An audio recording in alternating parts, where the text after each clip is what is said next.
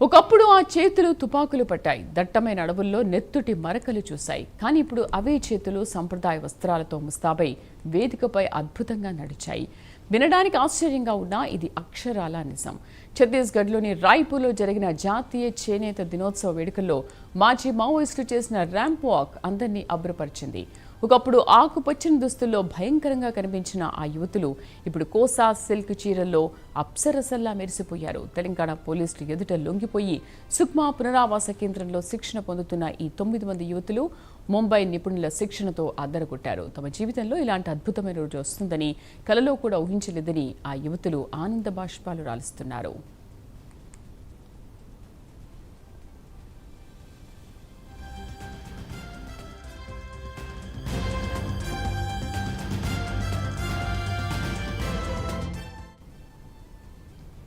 తుపాకుల మోతల నుంచి చప్పట్ల మూతల వైపు సాగిన ఈ అడవి బిడ్డల సరికొత్త ప్రయాణం వెనుక ఉన్న ఆసక్తికరమైన విశేషాలు మా ప్రతినిధి రజనీకాంత్ అందిస్తారు.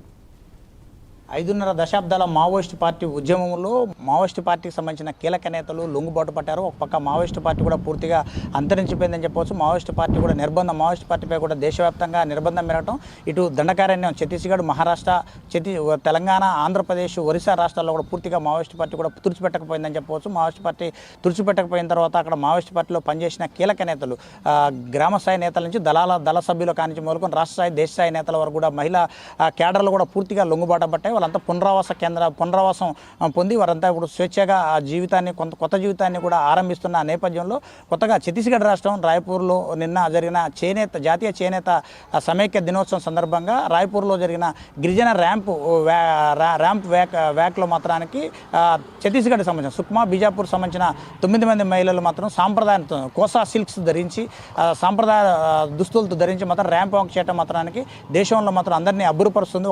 నిన్న మొన్నటి వరకు అదే మావోయిస్టు పార్టీలో పనిచేసిన మహిళలంతా కూడా దాదాపు 5.5 దశాబ్దాల పాటు కూడా పచ్చని దుస్తులు మాత్రమే ధరించి, ఆలివ్ గ్రీన్ డ్రెస్సులు ధరించి మాత్రానికి దేశం కోసం వారు పోరాటం చేసిన సందర్భం కూడా అంటే పోరాటం చేసిన సందర్భంలో కూడా వారంతా ఒకే రకమైన దుస్తులు ధరించి కొండలు, కోనలు, సెలయేళ్ళు, గుట్టలు, తట్టల్లో మాత్రం వాళ్ళ ఆవాసం ఏర్పాటు చేసుకుని అక్కడే ఉండి సమాంతర ప్రభుత్వం నడిపిన మావోయిస్టులు కాస్త ఒక్కసారిగా జనజీవన స్రవంతిలో కలిసిన తర్వాత వాళ్ళ రూపురేఖలు, వాళ్ళ జీవనశైలి కూడా పూర్తిగా మారిపోయిందని చెప్పి జీవనశైలి కూడా పూర్తిగా మారిపోయి వారంతా పునరావాసం ప్రభుత్వాలు కల్పించిన తర్వాత వాళ్ళంతా కూడా వచ్చి ప్రభుత్వం ఇచ్చిన ప్యాకేజీతో పాటు మాత్రం ఎవరి ఈ జీవనాల్లో మాత్రం కొంతమంది వ్యవసాయం చేస్తున్నారు, కొంతమంది చిరు వ్యాపారాలు చేసుకుని పోతున్న పరిస్థితి నెలకొంది. తాజాగా ఛత్తీస్గఢ్ రాష్ట్రం రాయ్పూర్ కేంద్రంగా జాతీయ సమైక్య దినోత్సవం అంటే చేనేత సమైక్య దినోత్సవం సందర్భంగా కోసా సిల్క్స్ ధరించి డిప్యూటీ సీఎం, ఛత్తీస్గఢ్ రాష్ట్ర డిప్యూటీ సీఎం విజయ్ శర్మ, దాంతోపాటు కేంద్ర మంత్రి శివరాజ్ సింగ్ చౌహాన్ నేతృత్వంలో జరిగిన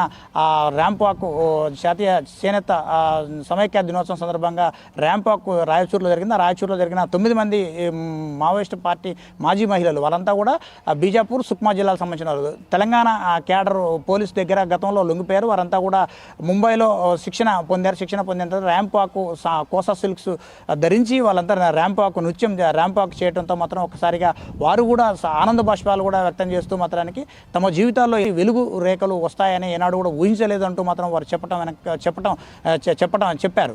అంటే గతానికి వాళ్ళు దాదాపు 20-30 ఏళ్ల పాటు వాళ్ళ జీవితంలో ఎవరైతే లొంగిపోయిన 9 మంది మావోయిస్టులు నిన్న ర్యాంప్ వాక్, జాతీయ చేనేత దినోత్సవం సందర్భంగా ర్యాంప్ వాక్ చేసిన మహిళలు ఉన్నారో, యువతులు ఉన్నారో వారంతా కూడా గత 20-30 ఏళ్ల పాటు కూడా అడవినే నమ్ముకొని అడవిలో ఉండి ప్రజా సంక్షేమం కోసం, ప్రజల కోసం పాటుపడిన వాళ్ళంతా కాస్త ఒక్కసారిగా వచ్చి పునరావాసం పొంది ఆ తర్వాత వచ్చి వాళ్ళంతా బీజాపూర్, సుక్మా జిల్లాలో పునరావాసం పొంది నిన్న రాయచూరు వేదికగా ముంబైలో శిక్షితుల చేత వాళ్ళంతా మాత్రం చక్కగా అలరించే దృశ్యాలు, అలరించే వేషధారణను కోసా సిల్క్స్ ధరించారు.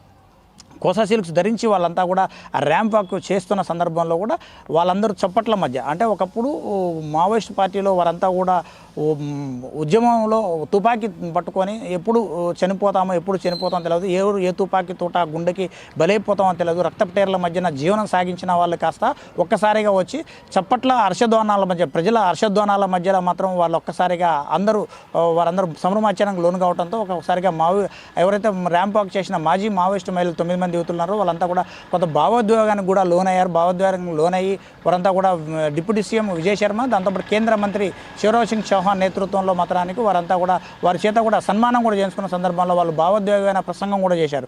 గతంలో మేము మావోయిస్టు పార్టీలో ఉండి ప్రజల కోసం, ప్రజా సమస్యల కోసం పోరాటం చేసాం, తుపాకీ ఒకే ఒక డ్రెస్ వేసాం, కానీ ఇప్పుడు అందచందాలమైన డ్రెస్సులు వేసుకొని, అందమైన డ్రెస్సులు అంటే కోసా సిల్క్స్ జాతీయ చేనేత దుస్తులు ధరించి వారంతా కోసా సిల్క్స్ ధరించి మాత్రం వారు ర్యాంప్ వాక్ చేయడం మాకు ఆనందంగా అనిపిస్తుంది.